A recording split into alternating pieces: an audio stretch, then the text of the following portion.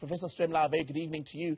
Thank you for your time. So the briefing by government, or the president at least last night, to the nation, not much of what was said was necessarily new information, but was it effective?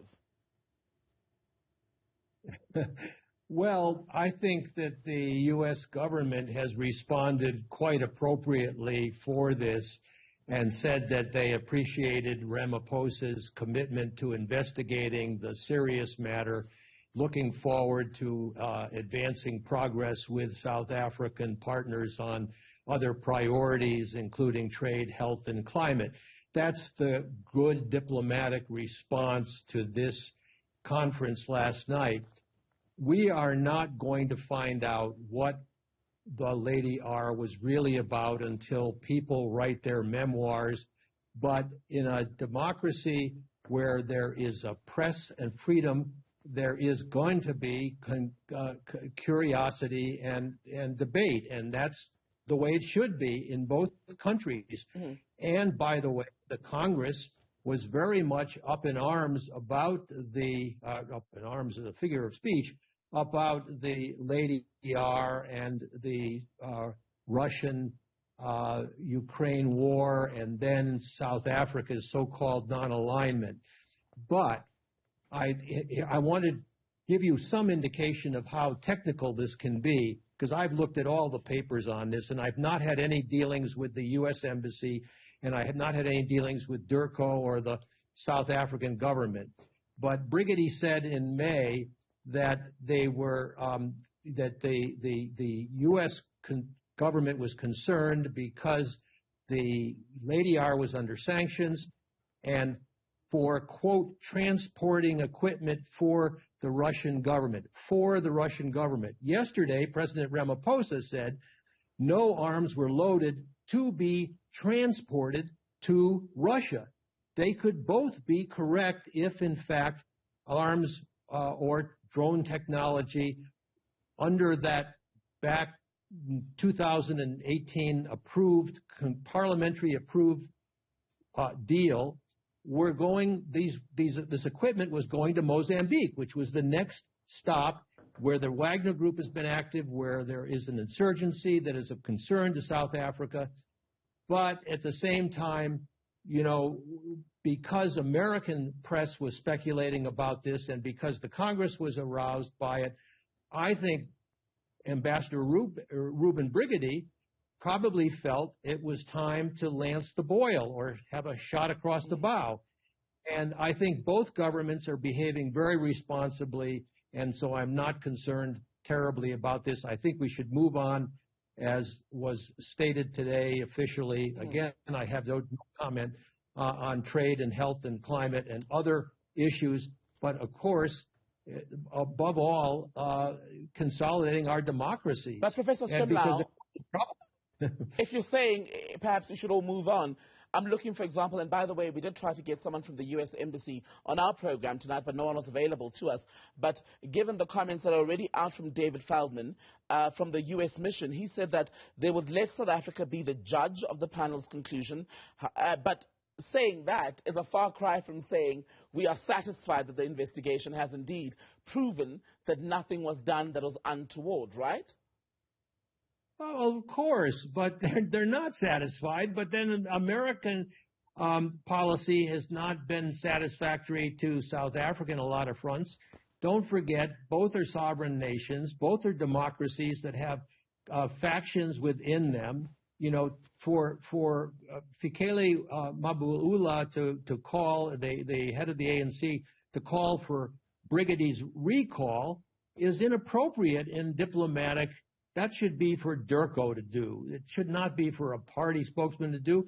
But there was probably a lot of pressure on him to respond, because within the ANC there is a lot of sympathy with Russia's concerns about NATO's advancement, which of course is a voluntary organization. I mean, these are complicated issues. But the fact that the two governments are acting very responsibly, I think your viewers ought to sleep well tonight. I know I am. Two governments acting responsibly months on from those initial statements that had, and President Cyril Ramaphosa reflected on this, very serious implications for South Africa, because even the currency was affected, we're told, after Ambassador Brigitte made those comments. We know that there have been calls in recent weeks for him to basically be expelled, or for the Americans to recall him in some fashion. Do you think that'll still be on the cards? No, I don't think it'll be on the cards, and President Ramaphosa has said that it's not on his agenda right now, and I think both governments want to get beyond it. Governments often get themselves into problems. I mean, I'm a child of the Vietnam War.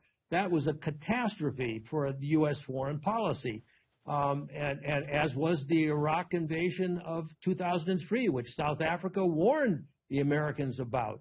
This happens a lot in diplomacy.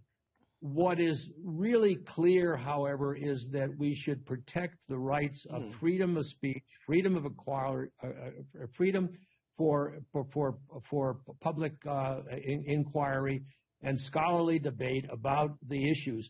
But it will, I'm afraid, in this particular instance, which did linger too long, it was festering in the U.S.-South African relationship, and so Brigitte shot the bullet across the bow of South Africa and said, look, we've got to move beyond this thing. And so they have moved beyond it. But why make such a serious allegation if you're not going to take the matter all the way beyond the line? Because it was a serious allegation to make, to say South Africa had basically armed a country that's involved in active warfare in Ukraine. Now, wait a minute. I'm a child of the containment policy against the Soviet Union, and the Soviet Union occupied all of Eastern Europe, and I was a freshman in college when the Cuban Missile Crisis occurred, and the world became on the brink of a Holocaust, but they backed down, and governments sometimes make decisions that the partners of government get concerned about. And don't forget, looming in the background is the American chaos about the political chaos about Donald Trump. He could become the president again, and I think South Africa is right to hedge its bets against the concerns there. But the reality, though, is, Professor Stremlau, it's unlikely that the United States itself would have allowed an ambassador of a foreign country to conduct themselves in the way that Brigitte had done and make allegations of that severity without some consequence. Surely? Well, yes, that's right. But if the U.S. It did certainly have to put up with President Mandela's correct, in my view, condemnation of any possible invasion of Iraq in 2002, I think. I mean, the invasion was in 2003, but I think Mandela made a statement before the invasion. And then President Thabo Mbeki was very explicit in criticizing. And yes, I assume that ambassadors on behalf of South Africa said some very strong words about this publicly in a democracy. But in Russia or in China, you would not have any dissent at all. And we sit on top of very complex governments with party factions and with Congress and parliamentary factions. And so, and we have a press, like you're asking me difficult questions. But if the evidence exists, why not provide it? A lot of people are struggling with is, if the evidence that Ambassador Brigitte said existed, I mean, he basically swore on live television that there was credible evidence that South Africa had basically armed Russia in the invasion against Ukraine. Now, if that exists, and it's such a chilling thought, why not make it public so that the South African government can be held accountable by its own citizens and indeed the global community? I don't think that Brigitte's statement probably did as it was very carefully written, and so, as I said before, the equipment for the Russian government could well have been going to Mozambique. If the deal had been coming down then, maybe you could have had an exchange between the governments that would have been possible way back when the Lady R clandestinely turned off its signals, went into the harbor, Simonstown. They cleaned out the harbor. They turned off all the lights. They acted very suspiciously, and then nothing happened. No explanation. We still don't have a full explanation if, in fact, the arms. And I said at the outset, we have to wait for the memoirs in a free country. What is important, the bottom line is, governments want to move on, South Africa and the U.S., and I think it's extremely important, given both countries face critical elections in 2024, that they should, so long as they have regimes that are friendly. Trump would not be friendly to South Africa. Biden is friendly to South Africa. Right. That's an important factor. Just lastly then, is it an admission at the very least that America perhaps needs South Africa as a partner more than was discussed at the time of this diplomatic incident? Because back then the conversation was about how, if this is indeed true, it threatens South Africa's involvement in AGOA and trade relations more broadly. But this willingness from the Americans to simply move on, does that suggest that they're finally realizing how important South Africa is as a partner, and that even if there was this thing that's alleged to have happened, because opposition parties here are not convinced by the findings of this report, they are willing to write it off for the greater benefit of their other common interests?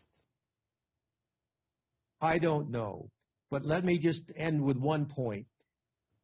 If South Africa had had a race war back in the 90s, it would have redounded in very, very strained relationships within the racial communities of the United States on television every night. By sparing America that Holocaust that we all predicted was likely to happen in South Africa, America owes South Africa a terrific debt. A debt of gratitude for having solved your race problem without a civil war, and the U.S. had to fight it, the bloodiest civil war of its history, over slavery.